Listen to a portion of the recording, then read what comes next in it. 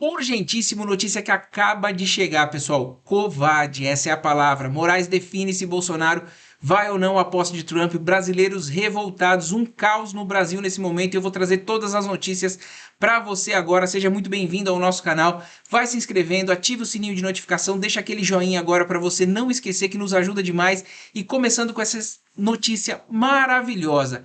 Impeachment do Lula já é a hashtag mais compartilhada nesse momento no Brasil. É o assunto mais comentado, o governo totalmente fragilizado. Então eu quero te convocar a fortalecer isso mais. Coloque aqui nos comentários agora, você que é de direita, você que é patriota e que ama o Brasil, impeachment do Lula já. Coloca aqui nos comentários, vamos bater o recorde e pressionar esse governo. E olha só, Nicolas varreu o Brasil ontem. É isso mesmo. O vídeo dele acaba de atingir 161 milhões de visualizações. Mais da metade do Brasil já assistiu Nicolas desmascarando a questão do Pix, o monitoramento, o controle que o governo quer ter. E acaba de soltar outro vídeo. Nicolas soltou outro vídeo agora. Eu vou trazer aqui para vocês com exclusividade antes da notícia do passaporte de Bolsonaro. E pessoal, nesse vídeo aqui ele é mais contundente ainda. Presta atenção no que ele falou, vai colocar uma pá de cal no governo. Assista aí que eu já volto com a notícia sobre o passaporte de De Bolsonaro. que esse meu vídeo, que até onde eu vi já tinha 145 milhões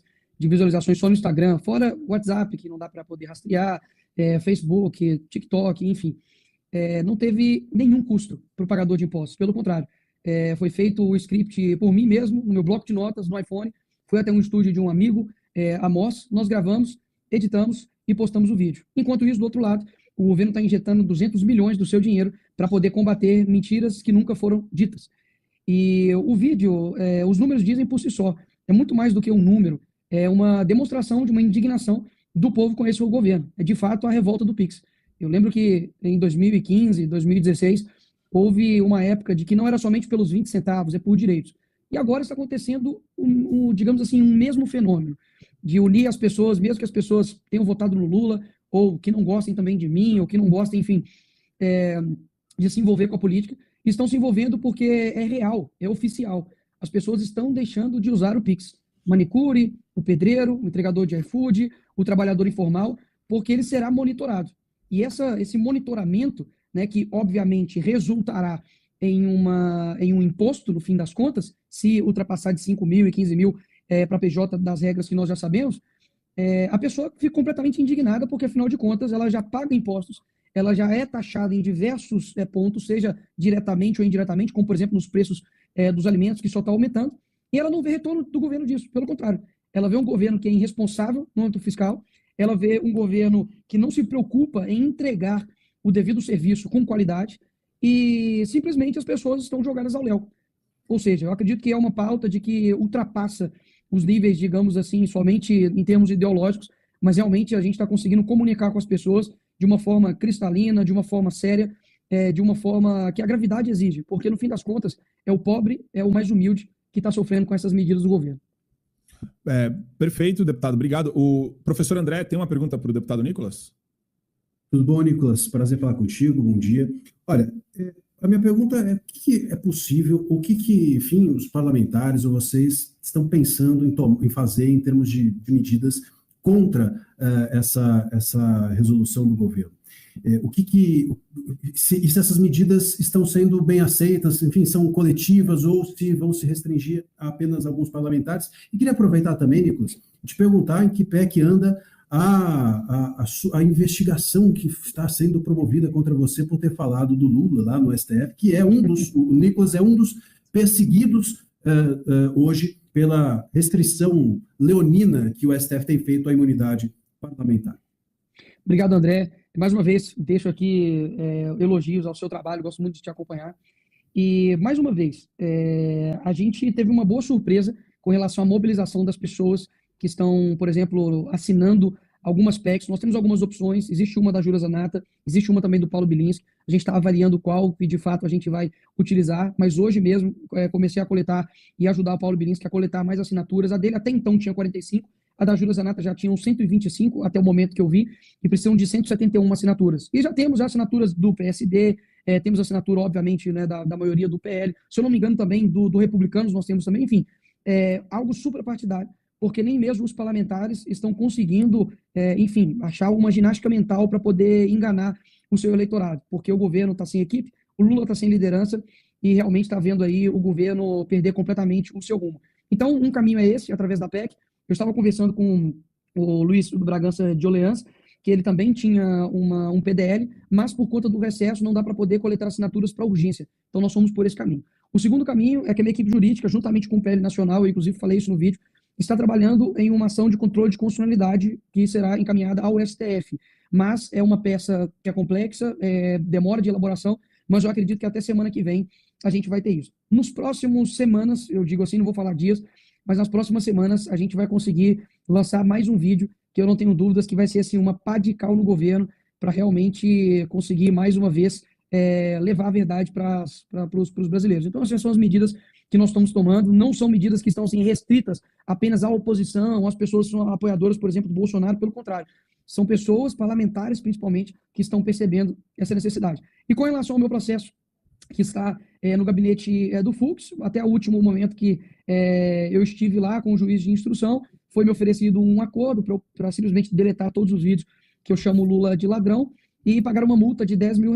Eu não aceitei e até então ficou parado nesse ponto aí. Enfim, prioridades do judiciário. Né? Nós temos aí um dos piores índices de violência no nosso país, com a mulher, inclusive, os piores índices de violência contra a LGBT aqui no nosso país. A gente, pela primeira vez, né, teve uma fuga de um presídio de segurança máxima. Temos aí líderes de facções criminosas sendo soltos, né, como, por exemplo, do PCC, que até agora não retornou. A Bahia, dos 10 cidades mais perigosas do Brasil, ocupa 7. E o Ministério Público da Bahia, por exemplo, está preocupado com a Cláudia Leite mudando a palavra Iemanjá para Iexua.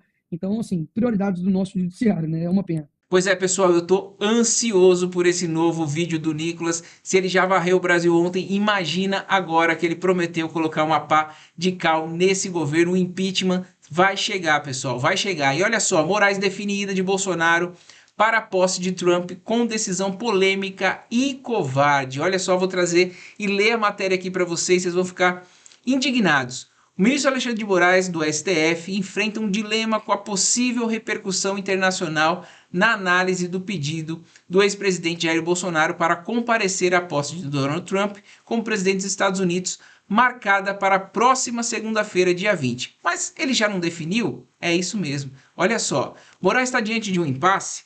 Se permitir a viagem, pode escancarar as incoerências e a falta de fundamento jurídico das suas decisões, que são costumeiras, né? Vamos dizer aqui.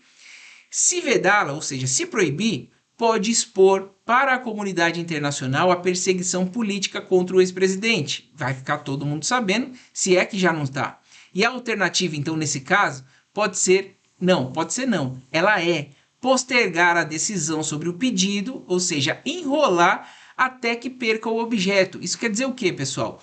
Ele vai enrolar até que chegue num prazo em que o Bolsonaro não consiga mais chegar a tempo da posse. Essa é a decisão dele. Olha só o que diz a matéria. A apreensão do passaporte de Bolsonaro foi determinada pelo próprio Moraes durante a Operação Tempus Veritatis, em fevereiro de 2024. Agora, caso Moraes autorize a viagem e o ex-presidente retorne ao país no prazo estabelecido pela decisão, a necessidade da medida tenderá a ser mais questionada ainda. Por outro lado, se o ministro decidir impedir a viagem, parte da comunidade internacional poderia interpretar a ação como uma evidência de que é perseguição política, e né?